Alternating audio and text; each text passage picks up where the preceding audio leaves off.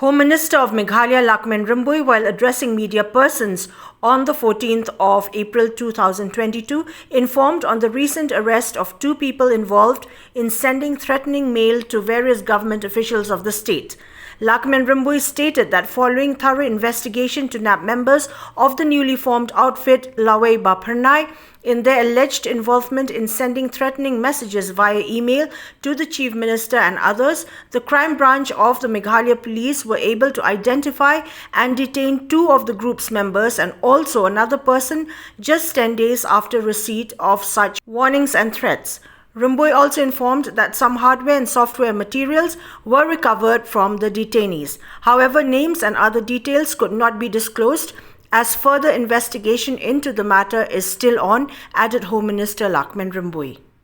Pihak ini sengi baladek ladon gajing sapriang lengba ki kot khabar ke social media bat ke internet naga bentaba ki don gajing maham ban don gajing pentrem hapo ki jaka jong ka state ke jongi te mare yo jing tip mare yo itu khabar ki pulit jong ka state crime branch ki laile ban thwet na kami kumno kami bat mano balong responsible ya katuka email kaba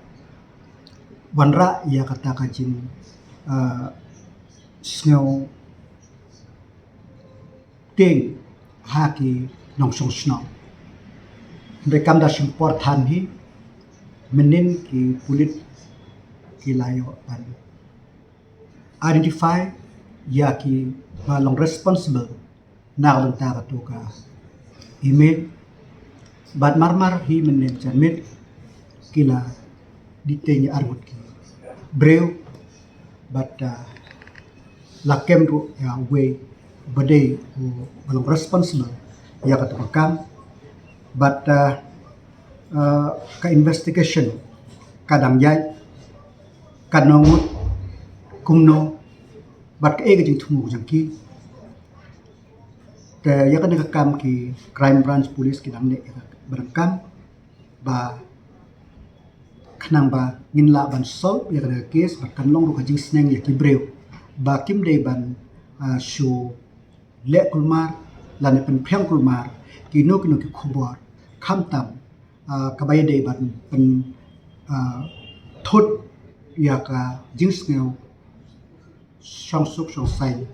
ki breu ki la korup ya ki tiar ki ba kam ki hardware ki software jong ki ba de kam na batapan spread ya katuka email te den pa kada na mar bak investigation kadang jai te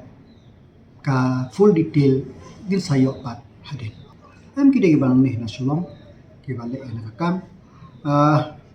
we de perlok no yarap su te yamanta tangkata tangba kambang amene ka investigation yo dang dang ki we ki arpat kalau kata ni se pe